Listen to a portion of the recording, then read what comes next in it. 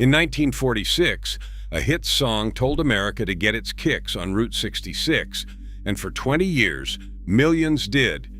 They drove west through 8 states, and every 50 miles, a roadside diner kept them fed. Most people picture a cheeseburger and a Coke. The truth is, stranger. Number 14 was so unusual that travelers from the coasts called it disgusting, yet locals lined up every morning. Number 3 hides an ingredient modern chefs now pay top dollar to rediscover. These 25 meals fed a nation on the move, then vanished the day the golden arches went up by the on-ramp. Hit that subscribe button and let us count down the 25 forgotten Route 66 diner meals. Number 25, the hot beef sandwich. This was the meal that said you had been driving since sunrise and needed something to hold you to the next town. 2 slices of soft white bread laid flat on a plate, piled with sliced roast beef from a roast that had been in the oven since the diner opened, then buried under a ladle of brown gravy thick enough to coat a spoon. A scoop of mashed potatoes went on the side, and that got gravy too. You ate it with a fork and knife because you could not pick it up if you tried. In 1955, a hot beef plate cost about 65 cents on the Illinois stretch of the road. Truckers ordered it because it stuck to your ribs through a long afternoon behind the wheel. It was hot, heavy, and honest, and it tasted like somebody back in that kitchen actually cooked. Number 24, chicken a la king. For a few decades in the middle of the century, this was how a roadside diner told you it had class.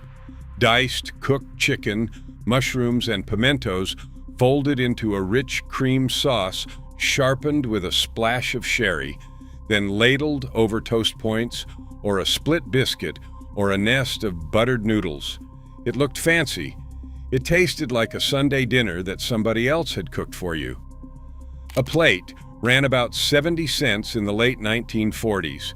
Women traveling the road ordered it because it felt like something they would never make for themselves at home. It showed up on hundreds of menus from Chicago to Amarillo, and then it just quietly disappeared, replaced by things that came out of a freezer in a bag. Number 23, liver and onions. Here is a meal that half of America grew up hating and the other half quietly loved.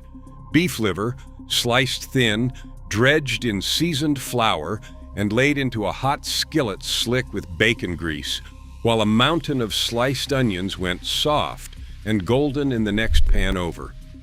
The trick was speed. Liver cooked 2 minutes aside, no more, or it turned to shoe leather and bitterness, which is exactly how most people remember it.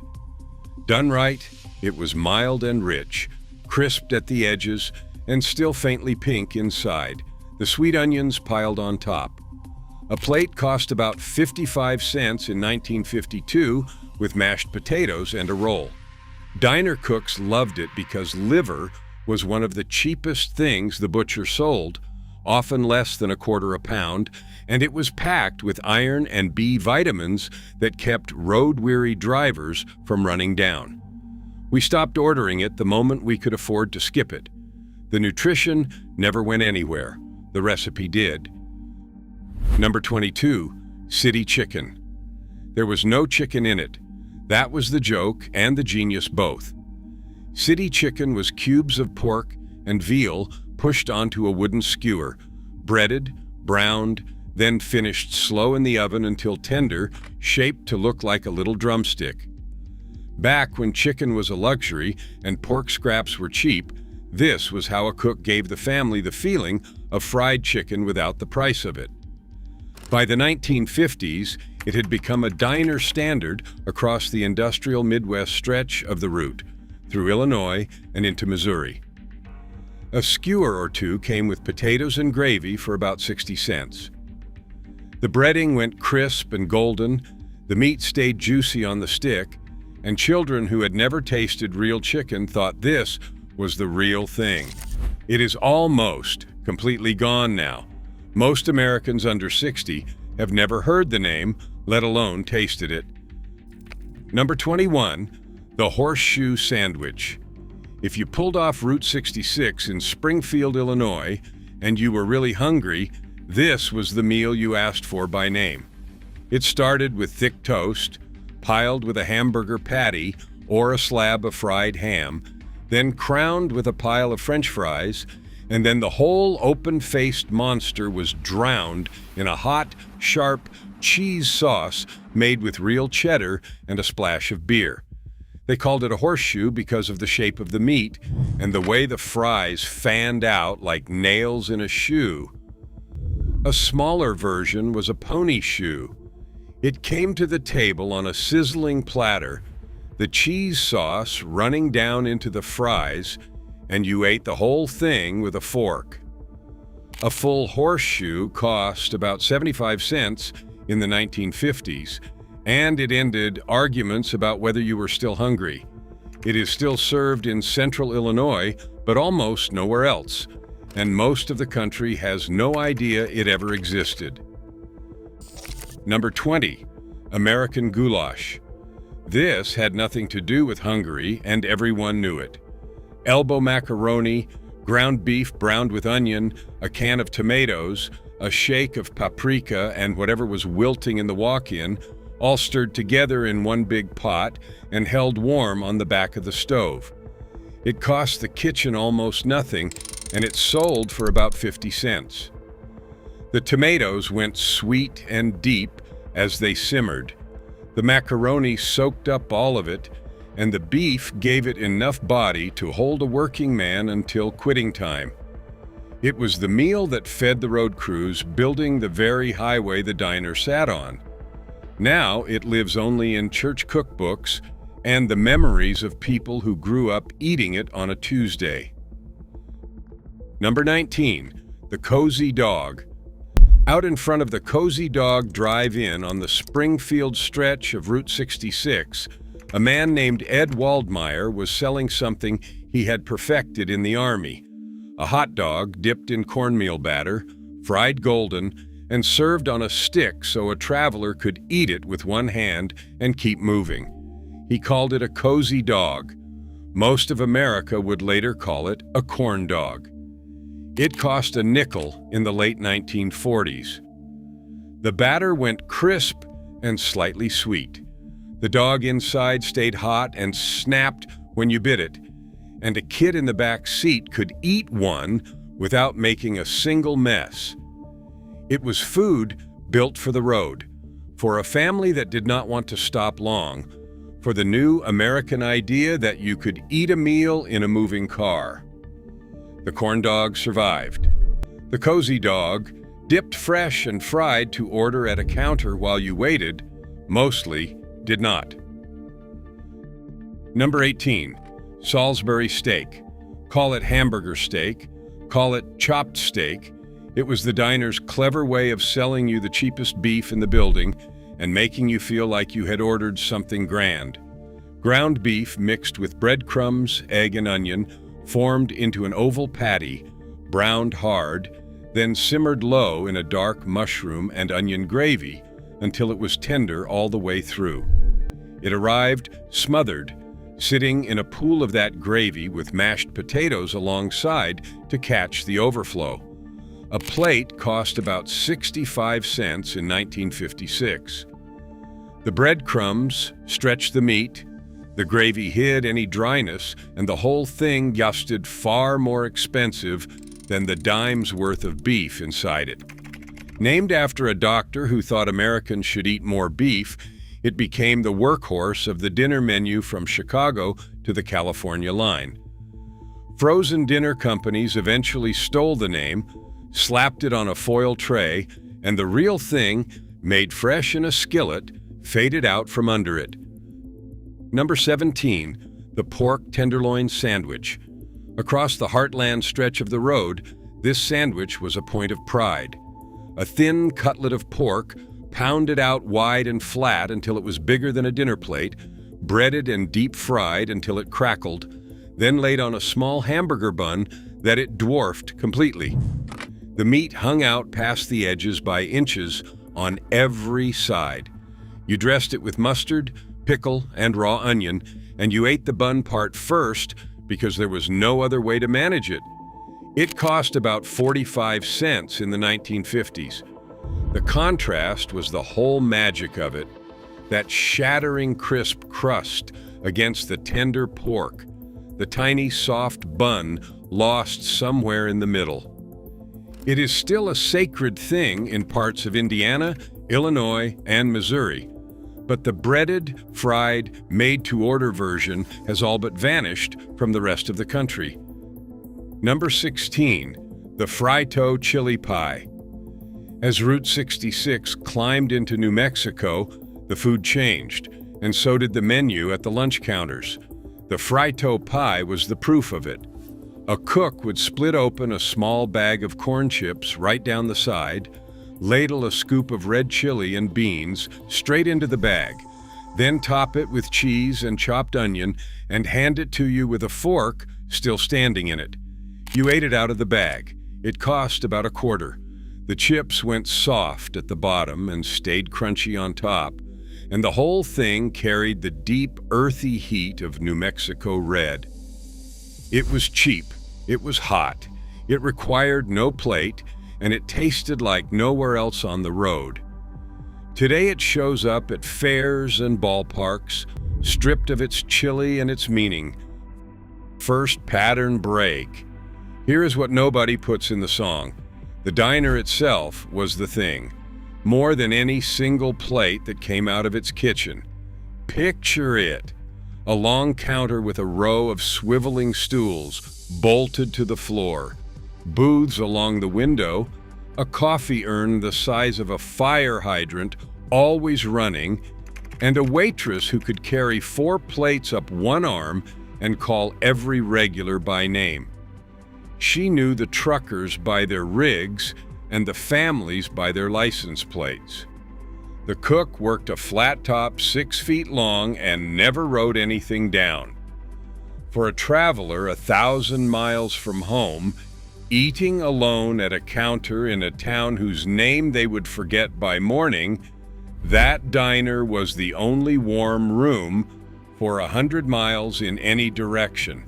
The food was good, but the real thing they were selling was the feeling that, for 20 minutes, somebody was glad you walked in. Number 15, the patty melt. This was the cook's masterpiece disguised as a sandwich. A thin beef patty, smashed and seared, laid between 2 slices of rye with a pile of onions that had been cooked down slow and sweet, and a slice of Swiss or American cheese on each side of the meat. It was a cheeseburger and a grilled cheese that had fallen in love. A patty melt ran about 55 cents in the 1950s. The rye gave it a tang the bun never had. The onions made it taste like something a grandmother would simmer for an hour. And the griddle made the whole thing shatter and ooze at the same time. It survived in a few old coffee shops, but the slow onions and the rye and the pressing got lost. Most places now just sell you a burger and call it close enough. Number 14, the fried brain sandwich. Here is the one that made travelers from the coasts push their plates away, and the one that locals around St. Louis ate for breakfast without a second thought. Pork brains, soaked and cleaned, sliced thin, battered and deep-fried until golden, then piled high on white bread or a bun with pickle, onion, and mustard. The texture was creamy, almost custard soft inside that crisp fried shell, and the flavor was mild, far milder than the idea of it. It sold for about 35 cents, and it was one of the cheapest hot sandwiches a working man could buy, because the brains were a part of the hog that most of the country threw away. Along the Mississippi stretch of the route, The brains sandwich was a tavern and lunch counter staple, no stranger than a fish fry. Eastern tourists wrote home about it in horror. It vanished, not because anyone stopped liking it, but because the way meat got processed changed, and the brains stopped showing up at the butcher counter at all. Number 13, the chili size. By the time Route 66 reached its end at the Pacific, in the diners and chili parlors of Los Angeles, the great traveler's meal was the chili size. The story goes that a counterman at a place called Tommy's kept two pots going, one of chili and one of chili with no beans, and the order for a hamburger with chili over it got written as chili, size large. The name stuck. What landed in front of you was a hamburger patty, no bun, smothered completely in a ladle of chili, blanketed with shredded cheese and raw onion, and eaten with a fork. It cost about $0.25 in the 1930s, and not much more 2 decades later. It was the hamburger and the bowl of chili married into one plate, hot and messy, and exactly what a man wanted after driving across a desert. The chili size built the foundation of the whole Southern California chili burger culture that came after it. The original, served open in a wide bowl at a counter, mostly faded away. Number 12, the tuna melt. When a diner wanted to turn a cheap sandwich into a hot meal, this was the answer. Canned tuna mixed with mayonnaise, chopped celery and onion, spread thick on bread, topped with cheese and sometimes tomato, then griddled until the cheese bubbled and the bread crisped. The cold sandwich became a hot one. The cheese bound the whole thing together, and it cost the kitchen almost nothing. A tuna melt with a cup of soup ran about 50 cents and made a complete lunch. It was the kind of thing a waitress recommended to a woman traveling alone who did not want a heavy dinner. The cheap, griddled, made-to-order tuna melt of the old lunch counter is a different animal from anything a chain serves now, and most people have forgotten how good a simple one could be. Number 11, the loose meat sandwich. Not a sloppy Joe. There was no sauce. This was seasoned ground beef, cooked loose and crumbly, drained and spooned onto a steamed bun with mustard, pickle, and chopped onion. And that was the whole thing.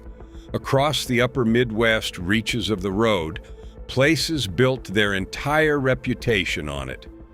The meat was simmered with a little water and seasoning until it was tender and falling apart, never pressed into a patty, so it spilled out of the bun with every bite. It cost about 30 cents in the 1950s. The steamed bun went soft and pillowy. The meat was savory and plain in the best way. And it was the kind of thing you ate 2 or 3 of without thinking. It was honest food for working towns, and it has held on in a few stubborn corners while the rest of the country forgot it ever existed alongside the burger. Second pattern break. Here is something the road does not want to admit about itself. These meals did not die because they stopped tasting good. They died because somebody figured out how to make food faster, and faster won. In 1956, the same year the song was still on the radio, Congress passed the law that built the interstate highways, the wide, fast, 4-lane roads that would let a family blow past every little town on Route 66 without ever slowing down. And where those new highways met the on-ramps, a new kind of restaurant went up, where the food was already cooked, already wrapped, already waiting under a heat lamp before you walked in. No waitress who knew your name. No cook working a roast since dawn. No pie cooling on the counter. Just speed, and a price the diner could not beat, and a hamburger that tasted exactly the same in Illinois as it did in Arizona. The diners on the old road watched the cars stop coming. One by one, The counters went dark. We did not lose these meals. We traded them for a few minutes saved on a trip we were in too much of a hurry to enjoy. Number 10, the open-faced hot turkey sandwich. This was the meal that turned the noon specials, leftovers, into the star of the dinner rush. Slices of roast turkey laid over white bread, a scoop of stuffing, or mashed potatoes alongside, the whole plate flooded with turkey gravy, sometimes a spoonful of cranberry on the side. It was Thanksgiving served on a Tuesday in March to anyone who walked in. A plate cost about 65 cents in the 1950s. For a traveler far from home and family, it tasted like exactly the thing they were missing, and that was no accident. The diner knew a man eating alone on the road was often homesick, and a plate of hot turkey and gravy was the closest thing to a kitchen table that 50 cents could buy. It has slid off nearly every menu in America, and the people who order it now are chasing a memory. Number 9, ham steak with red-eye gravy. As the road dipped toward the south and the kitchen started keeping a country ham on hand, breakfast got serious. A thick slab of salt-cured ham, fried hard until the edges curled, then lifted out, while the cook poured strong black coffee straight into the hot drippings, scraping up every browned bit until it bubbled down into a thin, sharp, reddish gravy. That gravy went over the ham and over grits and over biscuits, and the bitter coffee cut clean through the heavy salt of the pork. It cost about 60 cents with all the sides. The whole plate was salty and rich and bracing, the exact thing a driver needed before a long day, and the coffee and the gravy did double duty as a wake-up call. Red-eye gravy is one of the oldest tricks in American cooking, born of using everything in the pan, and it has nearly disappeared from the roadside, kept alive only in a few old Southern kitchens. Number 8, chicken fried steak. Out across the Texas and Oklahoma plains, where the road ran flat and straight for 100 miles at a stretch, this was the king of the dinner plate. A cheap, tough cut of beef, pounded thin to break it down, dredged in seasoned flour and dipped in egg and dredged again, then fried in a screaming hot skillet until it wore a crust like fried chicken. That crust was the whole point. Over the top went a ladle of pale cream gravy made from the pan drippings, and the plate filled out with mashed potatoes, also gravied, and a roll. It cost about 70 cents in 1955. It was the cowboy's old skillet steak and the Southern fried chicken technique fused into one, a way to make a piece of beef that would otherwise chew like rope taste, tender and golden. It sent a man back out to the highway, feeling like he could drive to the coast without stopping. The real one, pounded and breaded and fried to order, is a rarer thing every year. Number 7, the bowl of red. First, understand that chili on Route 66 was not a side dish or a topping. It was a meal, served in a bowl and called a bowl of red. Beef, dried chili peppers, cumin, garlic, and onion simmered for hours until the meat broke down and the whole thing turned dark and thick. Beans cooked in or served on the side, depending on which state you were in and how strongly the cook felt about it. From the chili parlors of the Midwest to the red chili of New Mexico to the chili sizes of Los Angeles, this one pot followed the road its entire length and changed its accent in every state. It was the cheapest hot meal a traveler could buy that still tasted like somebody cared, and it was very likely the single most common thing ordered at a Route 66 counter on any given night. We let it shrink down into a topping for a hot dog and forgot it was ever a meal of its own. Number 6, biscuits and sausage gravy. There was no better way to start a long day of driving, and no cheaper one. Biscuits, baked fresh that morning, split open while still warm. Over them, a thick, peppery white gravy loaded with crumbled pork sausage, made right in the skillet from the sausage drippings, a spoonful of flour, and a slow pour of milk, stirred until it bubbled and thickened. That was breakfast, and for some it was supper too. It cost about 35 cents, and it filled a man up for hours. The biscuits soaked the gravy up from underneath and went soft and tender. The sausage gave every bite a savory, peppery bite, and the whole heavy, comforting plate was exactly the ballast a body needed before facing 200 miles of asphalt. It started in southern kitchens as a way to make a little meat feed a whole crew, and it rode the road west into every diner that served breakfast. The kind made from real drippings in a real skillet is getting harder to find every year.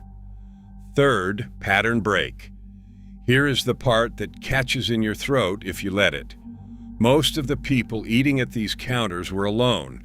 The traveling salesman with his sample case in the booth. The trucker who had not slept in his own bed in a week. The family who had packed everything they owned into a sagging sedan and pointed it west toward California and a job that might not be there when they arrived. The road was full of people in motion, and motion is a lonely thing. The diner was where the loneliness stopped for half an hour. Somebody poured your coffee without being asked. Somebody slid a slice of pie across the counter and said it was on the house because you looked like you had a long way to go. When the diners closed, we did not just lose the food. We lost the place where a stranger could sit down tired and stand up cared for. And we have been trying to buy that feeling back ever since at every drive-through window in America. Number 5, the Blue Plate Special. This was not a single dish. It was a promise. For one low price, usually 35 or 40 cents, you got a meat, 2 or 3 vegetables, and bread, all served together on a single divided plate, often a real one with a blue glaze and little walls between the sections so the gravy from the meat would not run into the corn. The cook decided what it was each day, depending on what was cheap and what needed using up. Monday, it might be meatloaf. Tuesday, ham and beans. Wednesday, fried chicken. You did not order off the menu. You ordered the special, and you trusted the kitchen, and the kitchen fed you well because their reputation rode on every plate. The Blue Plate Special was how a working person or a family stretching every dollar to reach the coast ate a complete hot dinner for the price of a few coins. It was the daily heartbeat of the American diner, and the divided blue plate it was named for is now an antique people pay good money to collect. Number 4, the malted milk. Behind the counter at the soda fountain end of the diner stood a machine that, for a generation of Americans, made the single best thing on the menu. A scoop of ice cream, cold milk, flavored syrup, and a heaping spoonful of malt powder, all dropped into a tall metal cup and spun under the mixer until it was thick and frothy and barely drinkable through a straw. The malt was the secret. It gave the shake a deep, toasted, almost nutty richness that a plain milkshake never had. The soda jerk made it in front of you and served the extra still in the metal cup on the side, so you got a glass and a half for your 15 cents. On a blistering afternoon in the desert stretch of the road, a cold malt was the most wonderful thing in the world. The machines are mostly gone now, and the powder with them, and a whole generation has grown up never tasting the difference between a milkshake and a real malt. Number 3, the homemade pie. Here is the ingredient modern chefs are paying top dollar to rediscover. It was lard. Every good Route 66 diner had a glass case by the register turning slowly, full of pies the cook or the owner's wife had made that morning: apple, cherry, banana cream, coconut cream, chocolate, lemon meringue. And the thing that made those crusts shatter into flakes the way no store pie ever could was lard, rendered pork fat, worked into the flour cold. It made a crust that was tender and crisp at the same time, something butter alone could not quite manage. A slice cost about 15 cents, 20 with a scoop of ice cream melting over the top. The cream pies stood 3 inches tall under clouds of meringue. For decades, the PIE was how a diner showed off, the thing that brought regulars back and made travelers tell their friends about a little place outside Tulsa. When the diners closed, that knowledge nearly went with them, until a new generation of pastry cooks went looking for what Grandma knew and found the answer was the cheap fat we had thrown away. Number 2, the root beer float. They called it a black cow, and for a kid in the back seat of a hot car, it was heaven in a glass. A tall glass, 2 scoops of vanilla ice cream, then root beer poured slowly over the top, so it foamed up into a thick brown head that climbed the says. It cost a dime. Half of it you drank, half of it you ate, and the bottom of the glass held a slurry of melted ice cream and flat root beer that was somehow the best part.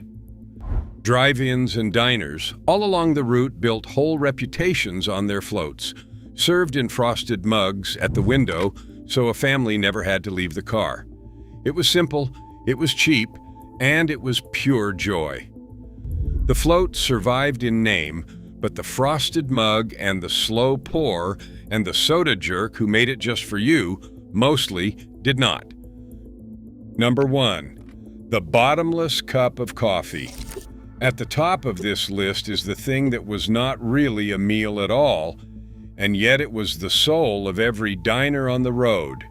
A heavy ceramic mug, white with a thick rim, filled with black coffee from an urn that never stopped running, and the unspoken promise behind it that the waitress would come back and fill it again and again and again for the same nickel as long as you sat there.